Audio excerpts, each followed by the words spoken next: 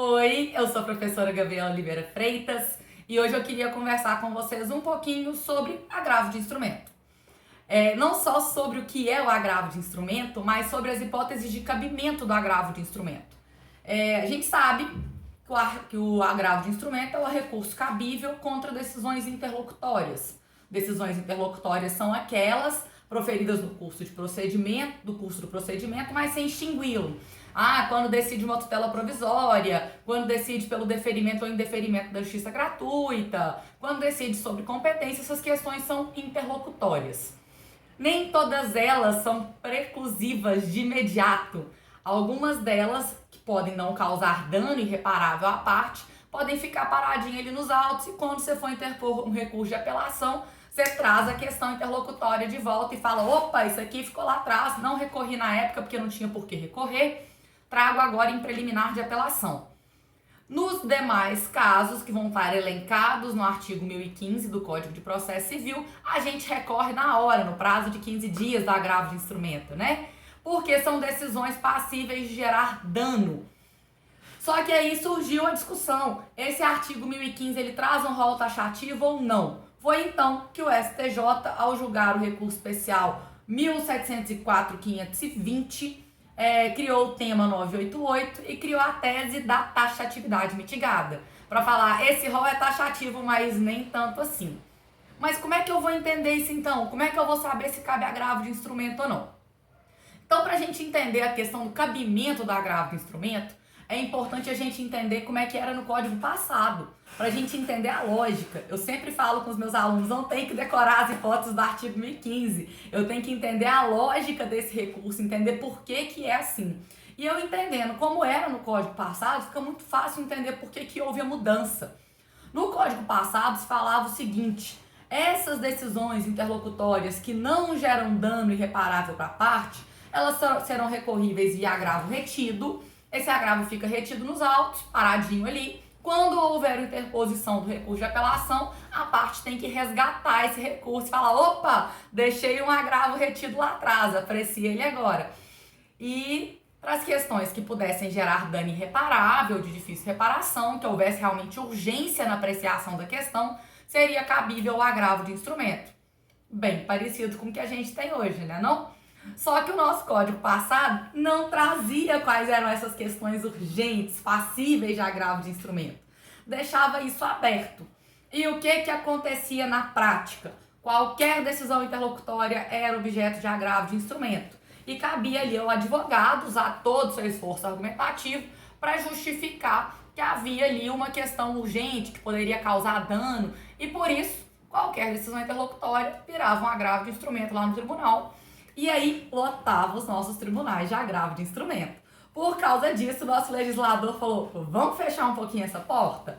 Vamos criar um jeito de a gente não ter tanto recurso de agravo de instrumento nos tribunais? Vamos fazer isso como? Criando um rol de cabimento de agravo de instrumento, que é isso que veio no artigo 1015. Então, o que está ali naquele artigo são questões que não dá para a gente esperar o recurso de apelação, que a gente tem que decidir naquele momento. Como, por exemplo, um indeferimento de justiça gratuita. Se eu não discuto aquilo naquele momento, a parte vai ter que recolher custas. E se ela não recolher custas, o procedimento vai ser extinto. Então, eu tenho que discutir aquilo de imediato. Uma tutela provisória de urgência, por exemplo, né? Qualquer tutela provisória já tem o pressuposto de que eu quero a decisão agora. A de urgência ainda tem a questão da urgência aí no meio do caminho. Então, a gente tem uma necessidade de analisar aquela questão naquele momento. Não dá para esperar o curso do procedimento inteiro até ter um recurso de apelação. Até porque a gente sabe aí que dependendo vai levar 1 ano, vai levar 2 ou talvez mais, dependendo do caso. E é possível que isso demore a ponto de eu não ter mais interesse naquela discussão da questão interlocutória. Então é isso que o artigo 1015 traz de hipóteses, questões que têm necessidade de apreciação naquele momento, que não dá para eu deixar para um momento posterior do procedimento. Só que aí veio o artigo 1015 com essa listinha de possibilidades e conforme a gente foi trabalhando dentro dessa lógica do Código de Processo Civil de 2016, né, que eu já não vou mais chamar de novo Código de Processo Civil porque ele já não é tão novo assim mais, surgiram outras hipóteses que a gente pensou: poxa, mas o legislador não conseguiu esgotar as hipóteses de cabimento do agravo de instrumento. Como é que a gente vai fazer? E foram chegando questões ao STJ a ponto dele ter que julgar em recurso repetitivo. E o que ele decidiu foi, o artigo 1015, ele tem um rol taxativo? Tem. Mas ele consegue esgotar todas as possibilidades possíveis que possam vir a existir. Possibilidades possíveis ficou ótimo, né? Mas é mais ou menos isso. Todas as hipóteses possíveis que possam vir a existir, sendo que pode surgir uma questão nova. Então pode ser que nesses casos o advogado decida por interpor o agravo de instrumento, se valendo inclusive desse precedente judicial para justificar que aquele caso é importante, porém não foi lembrado, não foi considerado, não foi cogitado pelo legislador. A hipótese específica tratada nesse recurso especial 1704-520 trata de uma decisão sobre exceção de incompetência. O juiz rejeitou a exceção de incompetência e a parte interpôs um agravo de instrumento, falando, olha, não está no 1015, mas eu acho que esse caso aqui é urgente. E nessa hipótese, a ministra Nancy Andrighi, que foi a relatora desse recurso, falou, ó, tem que admitir esse agravo. Então, criou-se aí a ideia de taxatividade mitigada.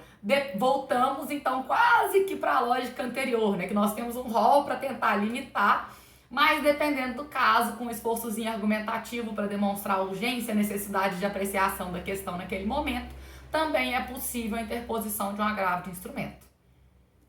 Entendidos, doutores? Espero que tenha esclarecido aí para vocês. Qualquer dúvida, estamos aqui, só comentar aqui no YouTube que a gente responde. E é isso. Bons estudos para vocês!